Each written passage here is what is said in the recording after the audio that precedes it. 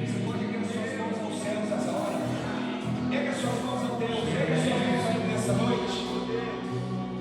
E se entregue completamente a Ele, ao seu amor incondicional. Isso, vamos, cante a igreja. Se diga, Jesus. Diga, eis-me aqui. Oh, Jesus. Vamos, vamos, vamos. Eis-me aqui. Diga, eu me rendo, eu me rendo.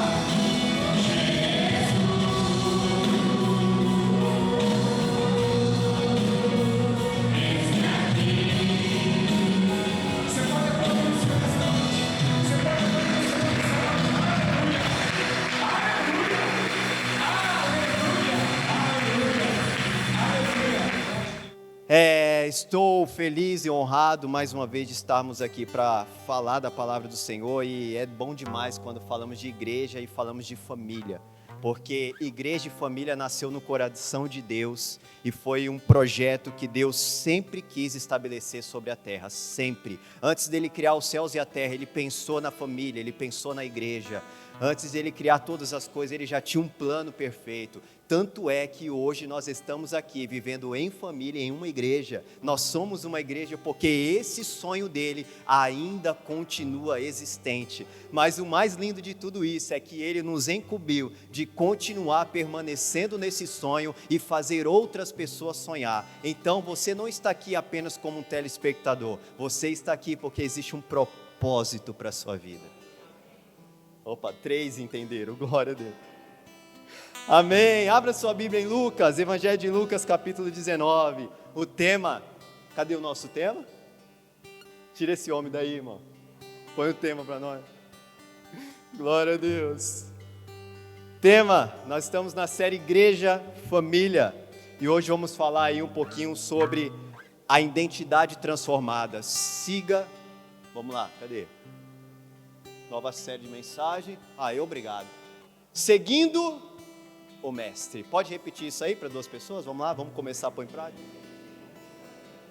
Agora fala para ele assim, identidade transformada. Glória a Deus. Quando passou para nós esse tema proposto, comecei a pensar comigo, eu falei, o que o Senhor quer que nós venhamos enviar e falar para a sua igreja? Eu comecei a entender que seguir o mestre nada mais é do que um convite para você voltar à sua origem. Seguir o mestre é uma volta para a sua origem. Porque quando ele veio para realizar algo em nós e através de nós. Você vai entender quando nós lemos esse texto, Lucas capítulo 19 e o versículo de número 10. Quantos encontraram, diga amém. Quem não encontrou, diga escola de discípulo. Amém. Escola de discípulo é toda quarta, irmão. Você que ainda não está participando, não perca. Abriu agora as pré-inscrições. Faça a sua inscrição, vai ser algo extraordinário. Olha, vai transformar realmente a sua vida. É bênção demais. Lucas 19, 10. Todos encontraram? Vamos lá, diz assim: porquanto o Filho do Homem veio buscar e salvar o que estava perdido. Vamos repetir? Porquanto o Filho do Homem veio buscar e salvar o que estava perdido. Eu preciso que você repita novamente, para mais uma pessoa. Diga assim: o Filho do Homem, ele veio buscar e veio salvar o que estava perdido.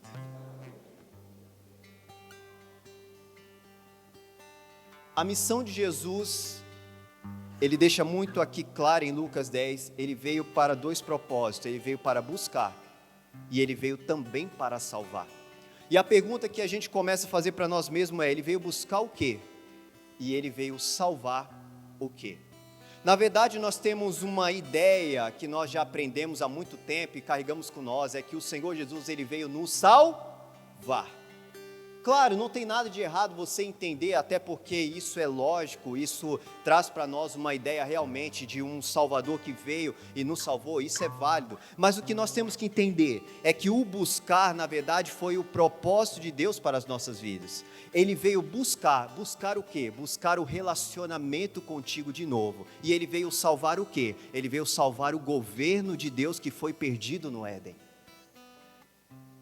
Para isso ficar claro, a gente precisa voltar um pouquinho lá atrás para entendermos melhor a respeito disso. Se nós vamos falar de identidade, nós precisamos compreender como nós se vemos hoje, como o mundo te vê e como Deus te vê. Porque identidade é muito mais do que um documento que você carrega. No seu documento está assim, ó. Vou falar o meu, tá? Tiago, Torquato, aí lá ele diz assim, ó, natural, de Cubatão, se você não conhece, irmão, você está perdendo a oportunidade, que cidade top, Cubatão, prefeito, me chama para pregar aí, eu acho que eu sou a única pessoa de Cubatão que faz essa propaganda da cidade, me chama que eu vou, prepara aí um evento top que eu vou lá pregar. Natural, Cubatão. Nacionalidade, brasileiro. Cada um que carrega o seu documento, ele expressa para você a sua natureza e a sua nação. Ele dá um número, para que esse número ele esteja inserido em um banco de dados, e esse número é único, é seu, exclusivo. Mas tem uma coisa que não está na nossa identidade que carregamos. Ele não fala qual é o nosso propósito de vida, não é verdade? Ele nos dá um número, nos dá uma natureza, nos dá uma nacionalidade, mas ele não fala qual é o nosso propósito de vida. E com isso nós vamos crescendo e vivendo em ambientes, experimentando de várias coisas, passando por tantas situações e procurando tentar entender por que eu fui chamado. Quem aqui nunca se olhou no espelho e disse assim, por que eu nasci? Por que estou passando por isso? Por que moro nessa cidade? Por que estou nesse emprego? Por que eu vivo nesta família? Porque estou nesta igreja hoje. Esse documento que você carrega não te dá a informação do seu propósito. Mas eu quero te dizer que em 1 Pedro 2,9, ele diz assim, vocês, porém, são geração eleita. Deus olhou para esse mundo e falou assim, eu escolhi você.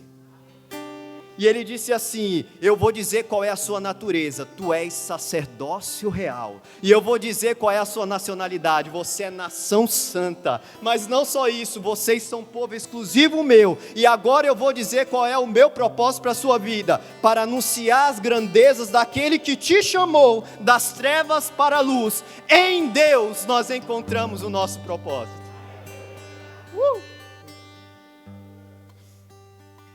Em Deus eu sei que eu tenho uma natureza, em Deus eu sei que eu tenho uma nacionalidade, em Deus eu sei que eu tenho um propósito. É por isso que a Bíblia diz assim, que você é forasteiro e peregrino em terra estranha. Vivemos nesse mundo, mas não somos deste mundo. E isso começa a fazer sentido, porque quando entendemos isso, nós sabemos que as coisas desse mundo não regem a minha vida. O que rege a minha vida são as coisas da minha nação, são as coisas da minha natureza. Eu preciso me voltar a Deus. Eu falei, Tiagão pregou aqui de manhã, eu subi o nível do negócio. Olha lá, os irmãos não querem dar glória. Dá um glória aí, irmão, me ajuda para me beber água. Pastora Edna, depois com a senhora, tá bom? Vou levantar mais um pouco aqui. Para que eu possa entender a minha identidade, eu preciso voltar para a minha origem. Sabe por quê? Porque nós talvez estamos vivendo no mundo hoje, da forma como o mundo nos enxerga. Ou talvez da forma como eu enxergo e não da forma como Deus te enxerga. Enquanto eu não entender como Deus me vê neste mundo, eu não consigo resgatar a minha identidade. E o que Jesus veio fazer na terra foi te mostrar qual é a sua verdadeira identidade. Porque eu disse aqui na escola, aquele que acha que é muito parecido com Jesus, tem falado assim, olha pastor, eu tenho guardado a lei, eu tenho profetizado, eu tenho pregado, eu tenho curado enfermos, eu sou quase parecido com Jesus, glória a Deus. Tem alguma coisa de errado nisso? Não tem, porque nós temos que seguir mesmo e ser parecido a cada dia. Mas quando você se achar que está o top, eu sinto lhe dizer, mas você nada mais está sendo do que um ser humano. Porque quando Deus enviou Jesus, Ele somente deu para nós o exemplo do que é ser humano. E ser humano é ser uma pessoa como Jesus, dotado de dons que Ele deu e entregou. Então eu posso te dizer que você como ser humano é capaz de curar enfermo, é capaz de curar um paralítico, é capaz de falar, aqui o demônio não governa. E eu tenho até uma boa notícia para te dar, meu irmão. O Satanás, o diabo, ele não governa o mundo, sabe por quê? Deixa eu te explicar o porquê. Porque ele só pode governar aonde Deus não está presente, ou seja, ele governa na ausência de Deus, porque quando Deus chega, não tem governo sobre a vida dele. Quer um exemplo? Quer um exemplo? Segura, irmão, calma. Quer um exemplo, meu irmão? Olha para a tua casa, ele não tem poder sobre a tua casa, porque quem governa é o Senhor. Não tem lugar para você aqui hoje, Satanás, porque o Senhor está sobre este lugar. Aleluia, aleluia. Gênesis 1:26, a origem de tudo, vem comigo. Também disse Deus, façamos o homem à nossa imagem, conforme a nossa semelhança, tenha ele domínio, fala para o seu irmão, domínio, sobre os peixes do mar, sobre as aves do céu, sobre os animais domésticos, sobre toda a terra e sobre todos os répteis que rastejam pela terra. Criou Deus, pois o homem, a sua imagem, a imagem de Deus o criou, homem e mulher os criou. Vamos lá. Você precisa entender que Deus, Ele não criou o homem da terra. Uau! Deus não criou o homem da terra.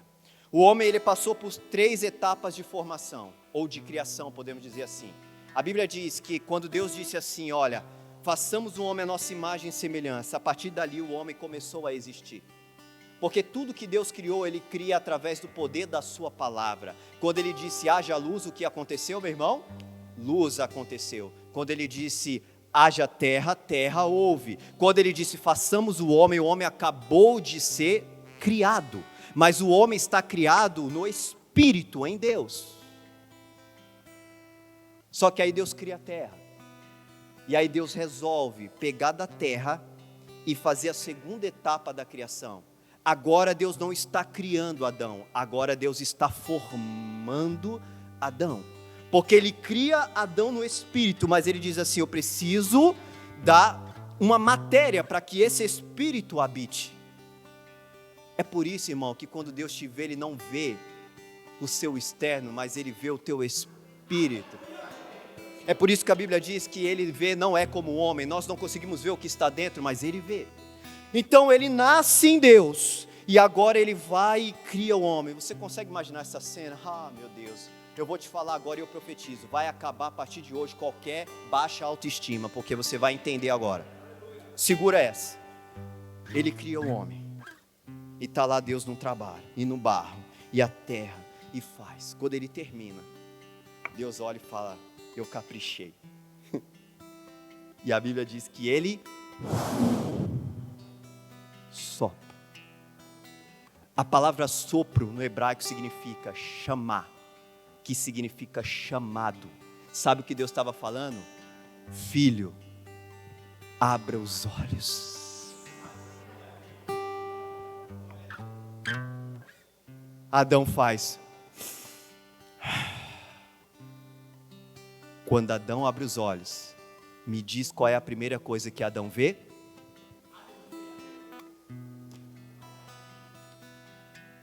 Eu sou o seu pai, tu és o meu filho. A partir daquele momento, Adão, quando olhava para Deus, ele se via.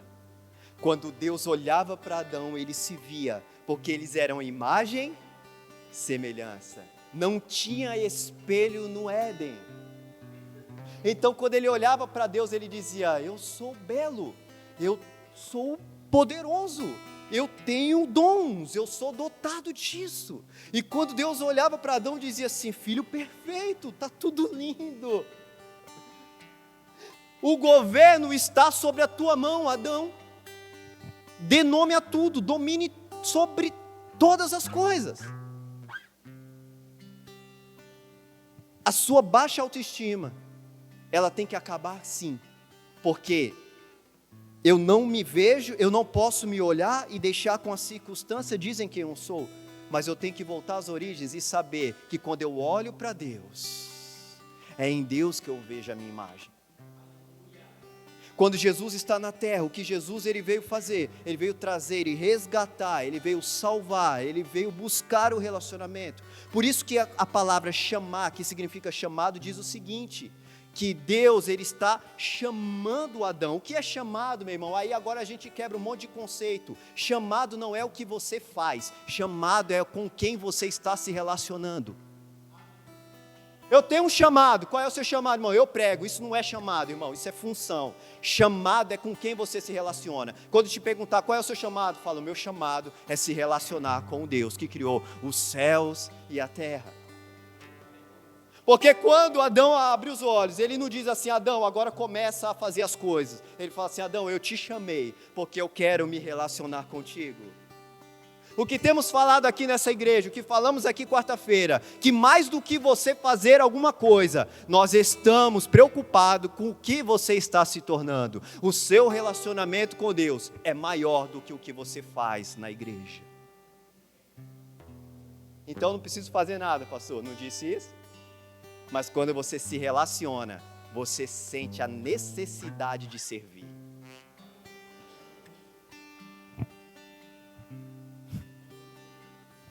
Ele é criado no Espírito. Gênesis 1 fala isso. E aí Gênesis 2, agora ele é formado. Então ele é criado no Espírito e formado da terra. Só que em Gênesis 5, existe uma terceira etapa da criação.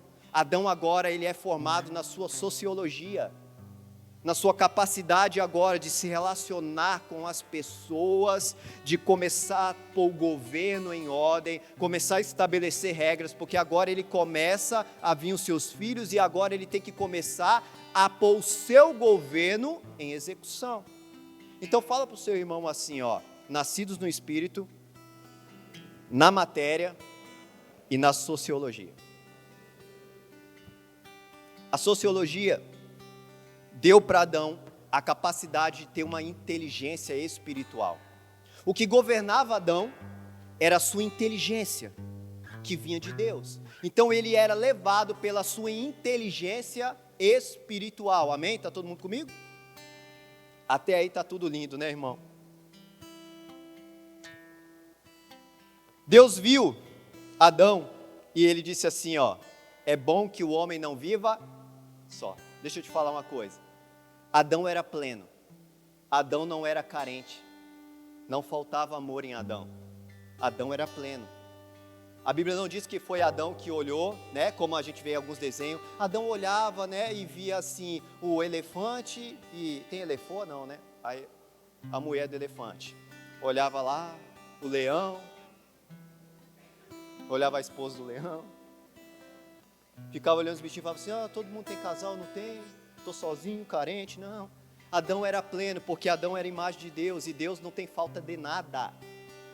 A Bíblia diz que não foi Adão que sentiu falta, foi Deus que olhou e falou assim: não é bom que o homem viva só, mas não é que ele viva só porque ele é carente, não viva só porque o propósito que eu tenho para ele, ele precisa de alguém que possa contribuir nesse propósito. E aí eu tenho uma coisa para dizer para você, mulherada. Deus não criou a mulher por causa de um problema. Deus criou a mulher por causa de um propósito. Tira isso da tua cabeça se um dia falaram: ah, é porque na ausência aí criou, porque, né? Não, você é a criação perfeita de Deus e você completa o plano do Senhor.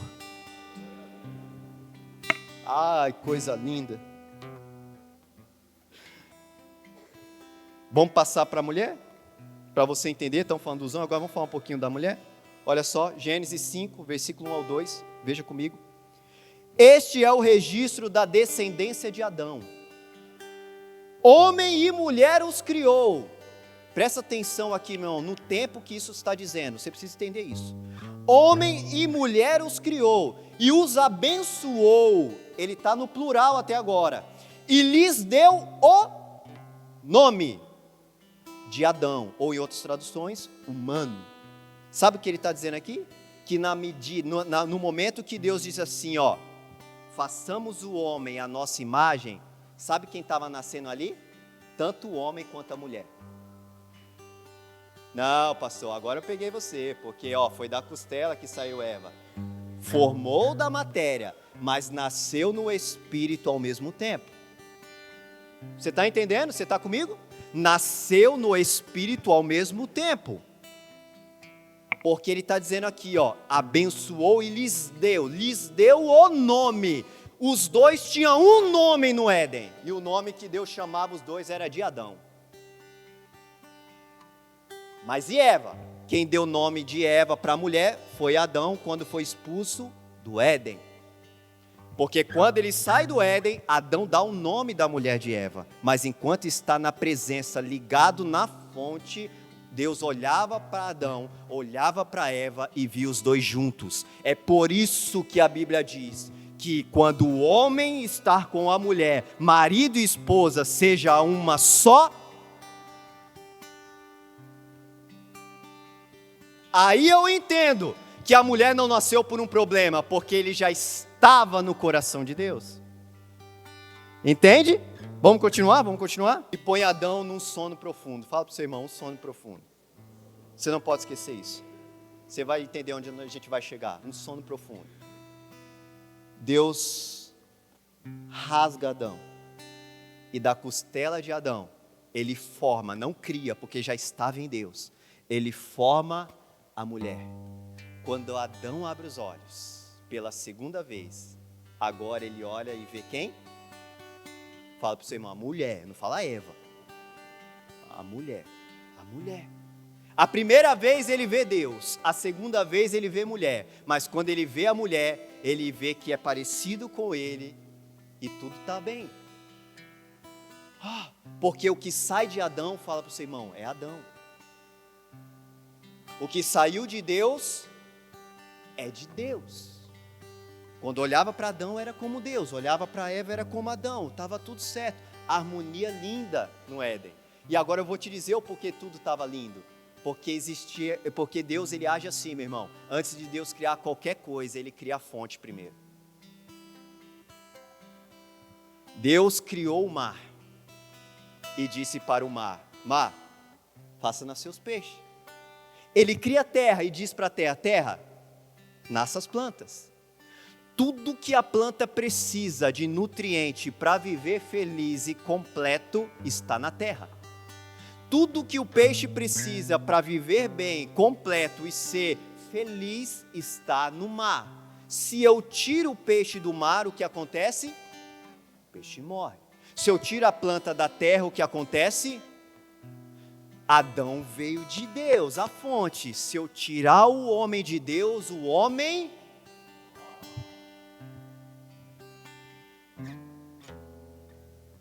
não tem como viver uma vida sem Deus. Aparentemente sim, mas no espírito está morto.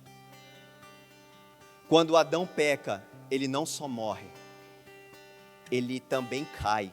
É por isso que a gente vê muitas pessoas dizendo: Adão caiu, mas caiu da onde, irmão? Ele caiu do governo. Quando Adão cai, ele perde o governo de Deus. E ele morre espiritualmente. Sabe por que ele morre? Porque a partir daquele momento, a fonte se encerra na vida de Adão. Todo mundo via Adão, veio os seus filhos, olhava para Adão, Adão parecia vivo, mas Adão na verdade estava morto.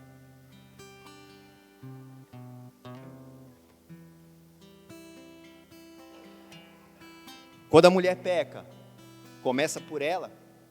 E aí entra mais uma questão que as pessoas dizem assim: ah, se não fosse Eva. Deixa eu te falar uma coisa. Você precisa entender o que é culpa e responsabilidade.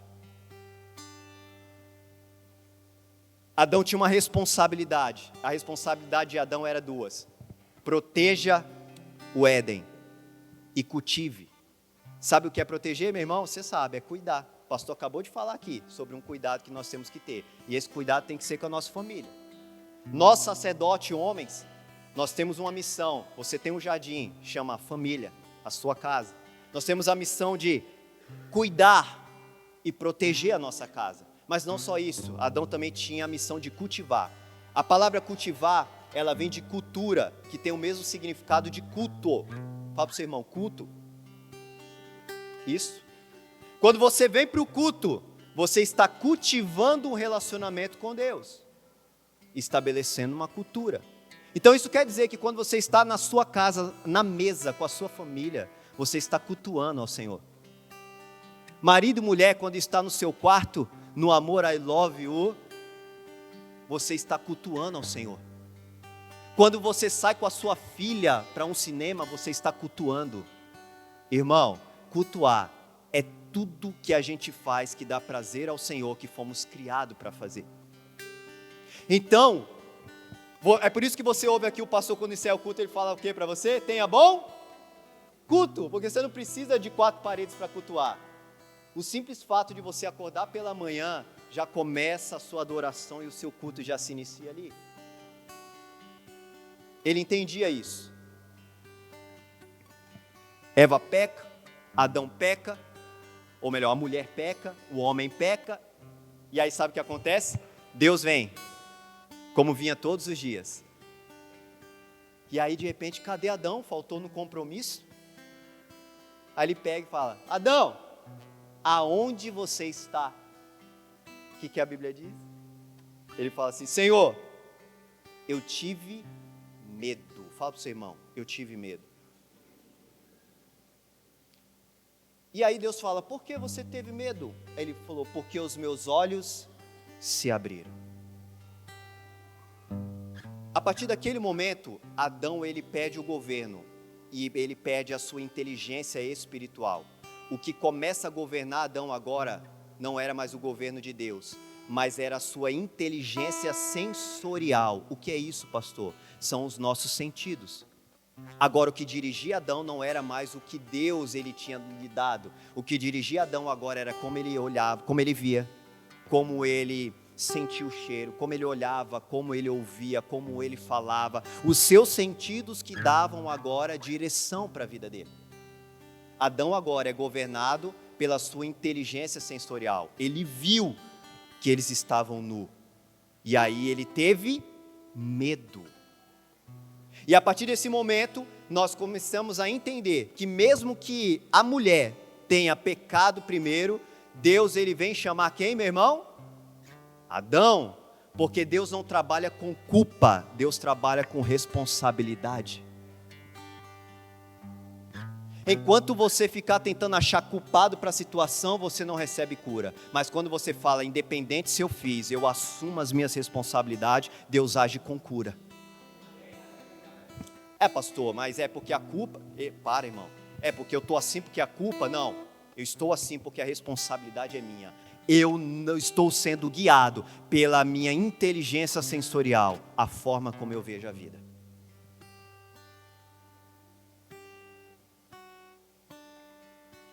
Pastor, se os dois foram criados juntos, nasceram no Espírito, por que Deus cria homem e mulher? Porque o homem e mulher, o Éden, meu irmão, o Éden, ele é um prenúncio do que Deus iria fazer durante toda a história da humanidade. É por isso que às vezes nós temos que voltar para as origens, para que a gente entenda de onde viemos. Quando Deus cria o homem é a expressão de Jesus. Quando Deus cria a mulher é a expressão da igreja. Fala para o seu irmão assim: o homem é a expressão de Jesus e a mulher é a expressão da igreja.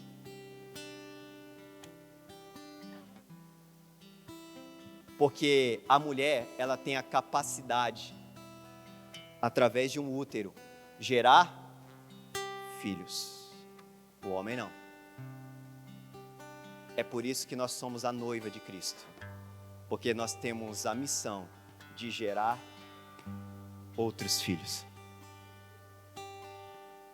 De ganhar novas pessoas. Assim como Jesus ama a igreja, assim o marido deve amar a sua esposa. Você está conseguindo entender, meu irmão? Ou está muito longe? Você está entendendo? Que desde o Éden, a forma como nós nos relacionamos na nossa casa é a forma como Jesus quer se relacionar, ou melhor, a forma como Jesus se relaciona com a sua igreja é a forma como nós devemos se relacionar dentro da nossa casa. É por isso que nós aqui somos uma igreja família, porque não dá para você viver em plenitude aqui se a sua casa ainda está um caos. Mas eu tenho uma palavra de Deus nesta noite: a sua casa será governada pelo Senhor e os seus olhos vão se abrir.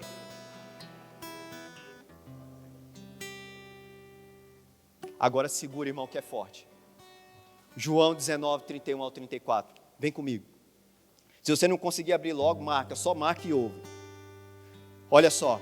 Os judeus, pois, para que no sábado não ficassem os corpos na cruz. Estamos falando aí da sexta-feira, a crucificação. Visto como era a preparação, pois era grande o dia de sábado. Fala para o seu irmão isso, era grande o dia de sábado.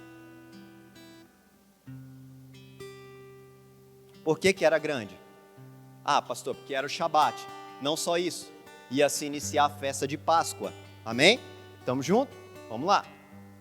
Rogaram a Pilatos, olha o que os judeus pediram para Pilatos: que lhes quebrassem as pernas daqueles que estavam crucificados e fossem tirados logo da cruz, porque estava chegando a hora de começar a entrar no sábado. E aí ninguém trabalha, no Shabat ninguém trabalha. Aí ele diz... Aí diz aqui, foram pois os soldados, e na verdade quebraram as pernas ao primeiro e ao outro, que ele fora crucificado. Mas vindo a Jesus, e vendo que ele já estava morto, não lhe quebraram as pernas. Contudo, um dos soldados furou, em outra tradução, rasgou o lado com uma lança, e logo saiu sangue e água. Vamos lá. Deus pega Adão, põe num sono profundo e rasga. E tira de Adão quem, meu irmão? A mulher. Quando o soldado chega, Jesus estava morto para ele, mas para Deus Jesus estava em um sono profundo. Não quebraram as pernas, porque a profecia era que nenhum osso dele seria quebrado. Mas aquele soldado, ao cortar aqui ao lado de Jesus, o que estava acontecendo era que a noiva dele estava saindo. E quando ao terceiro dia, Jesus, ele abre os olhos, ele agora vê a sua noiva, assim como Adão viu a mulher, Jesus agora vê a noiva, e a noiva dele está aqui, até hoje entre nós. Dá uma olhada aí, meu irmão. Uou! Aleluia!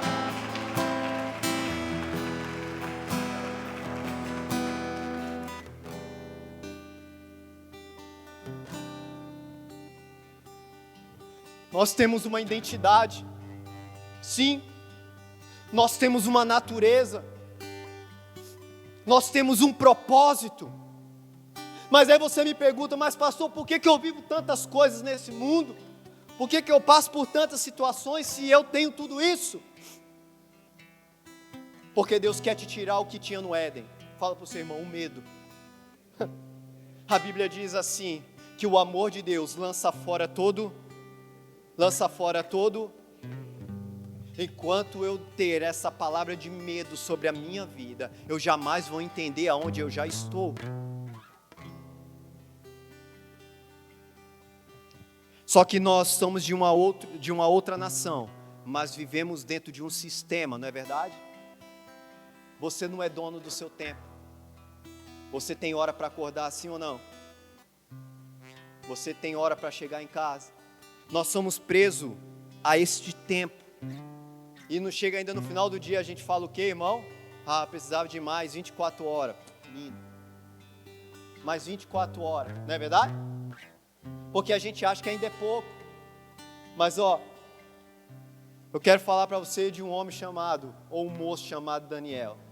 Lembra disso? Está na Babilônia, sendo governado por um sistema. Fala para o seu irmão, um sistema. Só que eles não eram daquele lugar. Ai, ai, ai. Tinha um rei, o Nabucodonosor. Ficou a sugestão para um nome para o seu filho. Está lá Nabuco, governando. Só que antes de Nabucodonosor, nós lembramos um pouquinho lá da Torre de Babel, lembra? Não é a novela não, irmão. Lembra da Torre de Babel? Qual que era o propósito deles? Eles têm uma frase que eles diziam assim, ó: vamos construir uma torre para que o nosso nome seja falado. Uau, vamos construir. E quem é a Babilônia? A Babilônia é a Babel atualizada. E aí qual era a intenção da Babilônia? Vamos estabelecer a nossa identidade. Nós não temos identidade. Nós não sabemos quem nós somos. Então vamos agora estabelecer a nossa identidade. De que forma? Vamos pegar a galera de Israel e trazer como escravo. Porque os camaradas lá adoram um Deus. Eles são um camarada que anda na linha. Se a gente trouxer, prender e falar para eles, é assim agora que funciona, eles vão viver. Levam cativo. E a Babilônia dizia assim: nós vamos crescer de tal forma que faremos que o nosso nome seja reconhecido. Era o mesmo lema. Era o sistema que não tinha identidade, querendo ter identidade através da identidade de outros. Entende? Aí tá lá Daniel e seus amigos. Top demais. Ninguém olhava assim, dava nada. Galera top, cheia de Deus. Cheio de identidade, porque se dobravam, oravam, os pais ensinavam na mesa, é isso. A gente vai para a Babilônia, é profecia, mas retornaremos. Eles vão e eles estão lá. O nome Daniel significa Deus é meu juiz. O nome dos amigos dele, eu vou te falar, Ananias, Misael e Azarias. Ó, o de Ananias significava Deus é misericordioso. O de Misael era quem é como Deus. O de Azarias é Deus é a minha força. Deixa eu te falar, meu irmão, a cultura do judeu não é igual a nossa. A gente põe nome que acha bonito, né? Ah, põe de Johnson, põe de Harry e não sabe nem o significado. Judeu não, ele trazia o significado, ou era para glorificar a Deus, ou era pela circunstância que eles estavam vivendo, mas o nome tinha significado. Então toda vez que Nabucodonosor ia falar a Daniel, sabe o que Nabucodonosor falava? Deus é meu juiz. Ele falava, está amarrado. Aí toda vez que ia conversar com Ananias, falava, Deus é misericordioso. Ele, não, está errado. Toda vez que ia falar com Misael quem é como Deus? Ele, não pode. Quando falava com Azarias, ele dizia, Deus é a minha força. Aí Nabucodonosor fala assim, muda o nome dessa molecada. Não dá, porque toda vez que eu falo do Deus deles. Aí colocaram os nomes sugestivos. Daniel agora começou a ser chamado de Beltesazar, que significa príncipe de Baal. Aí ele olhava, príncipe de Baal, agora ficou bom. Aí ele pegava, chamava Ananias, começou a chamar Ananias de Sadraque, que tem o significado de adoração também a Baal. De Misael, começou a chamar agora de Mesaque. E de Azarias chamou de Abednego. Está lá.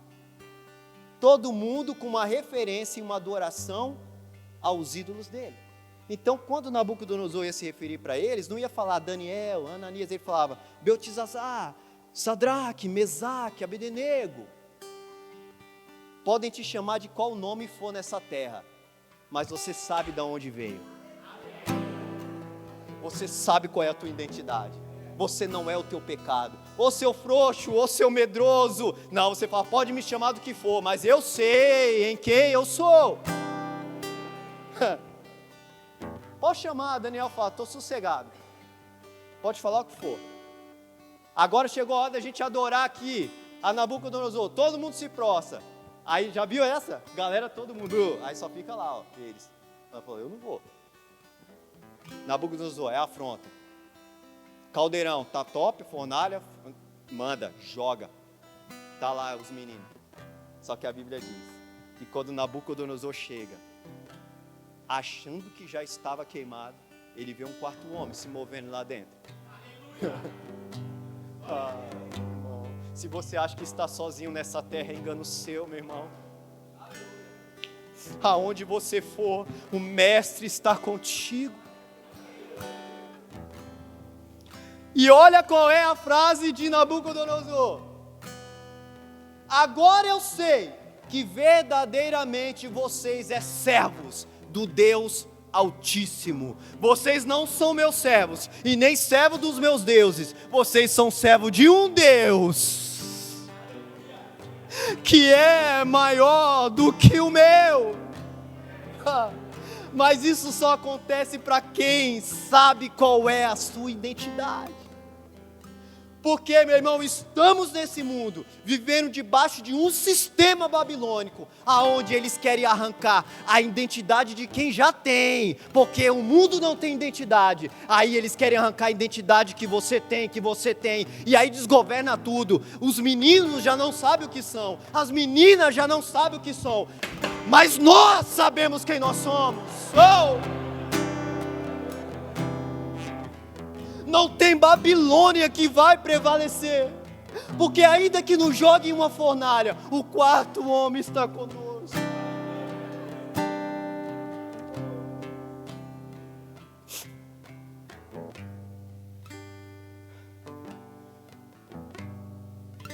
Sabe por quê, meu irmão? Mesmo as pessoas falando, eles não aceitavam aqueles nomes, porque quem dá nome para filho é pai. Quem dá nome para filho é pai. Quando Deus cria todas as coisas, é Ele quem dá nome. E Ele fala assim, tu vai ser Adão. Aqui ó, terra, céu, mar. É Ele que dá nome. É por isso que quando Jesus está entre nós, Ele olha para Simão e diz assim, você não pode mais ser Simão, porque esse foi o nome que os seus pais te deram. E Simão significa instável, pessoa volúvel. Tu serás Pedro, fragmento da rocha, porque a rocha sou eu, mas você será um pedaço de mim nessa terra. Rocha não é instável, rocha é firme. E o que eu quero dizer com isso, meu irmão? Que podem falar o que for, podem ver como você se vê, mas Deus sabe quem você é ao seu respeito. Ó, Gideão, meu irmão, tá lá, ó, no lagar. Lagar é lugar de quê, meu irmão? É uva, amassar uva. Tá ele lá com os trilhos. E ele tá ali porque a Bíblia diz que ele estava com medo. Com medo. Aí a Bíblia diz que um anjo chega. E ele não chama aquele homem de Gideão. Ele fala assim, valente e corajoso. Aí Gideão, acho que olha e fala assim, não é comigo não, errou o endereço. Pô, não, valente e corajoso. Falou assim, não, mas não é o que eu sou. Ele falou, e quem disse que o céu não está vendo? Eu estou só te chamando do nome que o céu fala.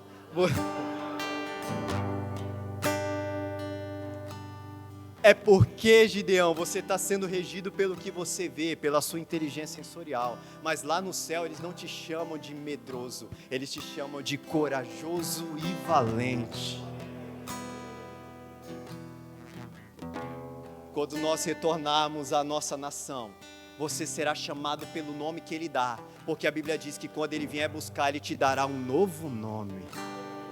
O nome que Ele fala lá, meu irmão. Então deixa eu te falar uma coisa, não deixe com que as pessoas venham rotular a sua vida. Podem me chamar do que for, mas eu sei que o céu fala bem de mim.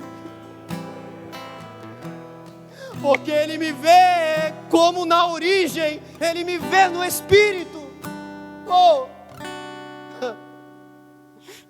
É por isso que a Bíblia fala do primeiro e do último Adão, e não do segundo, do último. Porque quando fala do segundo, a gente dá uma ideia que pode vir terceiro, quarto, quinto, sexto. E não, é o último, porque depois de Jesus não tem mais. E o que isso quer dizer? Isso quer dizer, meu irmão, que você pode ter nascido da sua mãe e do seu pai, graças a Deus, né? Mas uma coisa eu posso te dizer, meu irmão, você foi nascido ali, mas a sua vida só é encontrada quando você nasce na cruz. É por isso que antes nada fazia sentido, mas quando eu encontrei, algo começou a acontecer. É por isso que no Éden, quando Deus cria o homem, Ele não cria um menino, Ele cria um homem. E sabe por que Ele cria um homem? Porque Ele quer deixar uma mensagem para você essa noite. É possível nascer de novo, ainda grande. Nicodemos, tem tudo preparado, mas é preciso você nascer de novo. Então, pastor, me diz aí como eu acesso às origens. Nascendo de novo. Para isso, eu preciso que você entenda o que está em Efésios 2,6. Diz assim: e Ele nos ressuscitou, ou melhor, aqui ó, e nos ressuscitou, juntamente com Ele, e nos fez assentar nos lugares celestiais em Cristo Jesus. Não perca agora isso, meu irmão. Isso pode mudar a tua história. Ó, nos ressuscitou. Só ressuscita o que está o quê, meu irmão? Só ressuscita o que está morto. Ele nos ressuscitou juntamente com Ele. Mas não só isso. Ele nos fez assentar nos lugares em Cristo Jesus. Deixa eu te falar uma coisa. Assentar nos lugares celestiais não é uma promessa para o futuro. É uma realidade do agora. Ah, só dois entendeu. Não é uma promessa para um futuro, é para a realidade de agora. Eu não sei se você está entendendo, mas enquanto o nosso corpo está aqui, nós estamos assentados já em Cristo Jesus. Esse lugar celestial é um lugar de descanso, mas ele diz que nós estamos assentados também. Porque o assentar significa o seguinte: ei, senta e governa comigo. O que Adão perdeu, quando nós vamos para a cruz e nascemos de novo, Ele devolve para nós o governo. Por isso, nós estamos nessa terra para uma missão: trazer o governo de Deus de volta para essa terra. Mas o mundo já é do maligno, irmão. Mas o governo é de Deus. O mundo é dele, mas o governo é do Senhor. Você entende isso? Ah, irmão. É aí que eu tenho que entender, e já estou encerrando. Eu tenho que entender o que é condição e o que é posição. Condição é o que você está vivendo agora. Condição é tudo que a sua inteligência sensorial te mostra. Minha condição financeira, minha condição emocional, minha condição no trabalho, as minhas carências, as minhas dificuldades, é condição. Mas você tem uma posição. E quando eu lembro que eu estou em Cristo Jesus, eu não sou mais regido pelo que vejo, mas sim pelo que creio.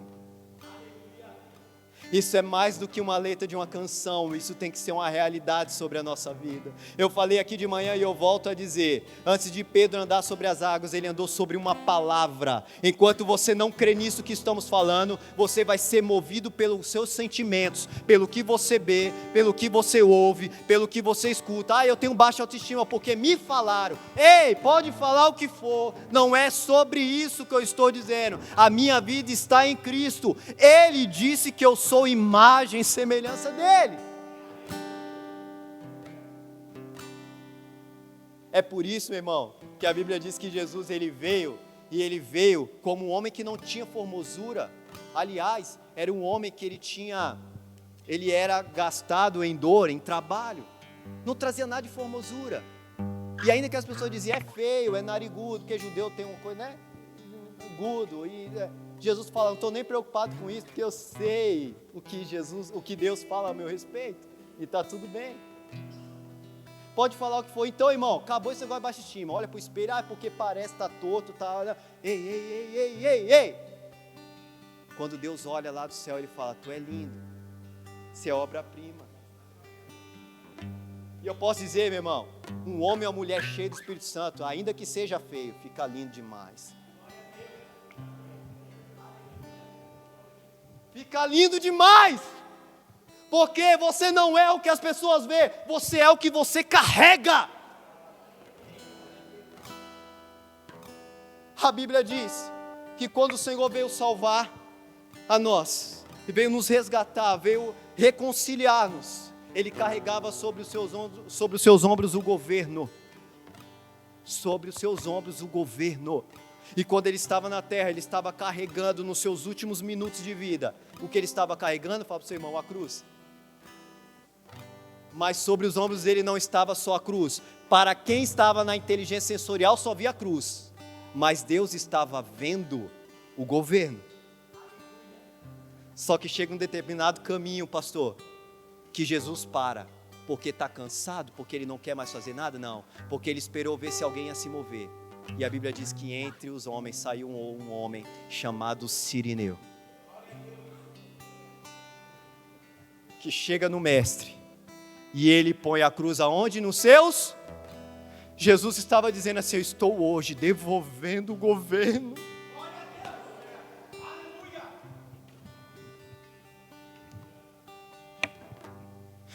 Cireneus, você só está cumprindo o que é preciso. Carrega comigo. Eu não estou cansado não. Nós estamos até o fim. Mas eu preciso entregar o governo agora sobre os seus ombros. Porque a partir de hoje, nós vamos governar junto e estaremos assentados nos lugares celestiais.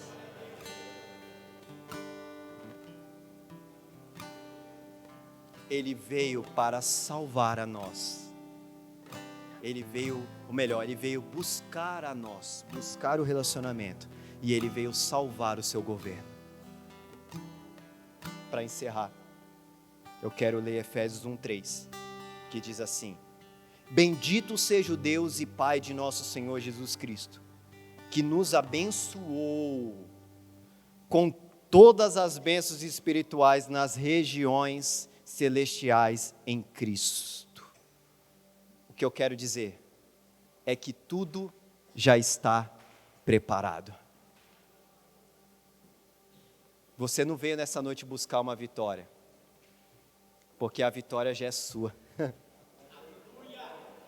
Você não veio buscar uma bênção, porque a bênção é tua. Então o que eu preciso fazer, pastor, para me ser vitorioso e abençoado? Acessar. Acessar através de uma palavra e crer que você não é o que as pessoas dizem que você é o que Ele disse a seu respeito. Quando eu entendo isso, eu sigo o Mestre e a minha identidade é transformada. Se coloque de pé, igreja.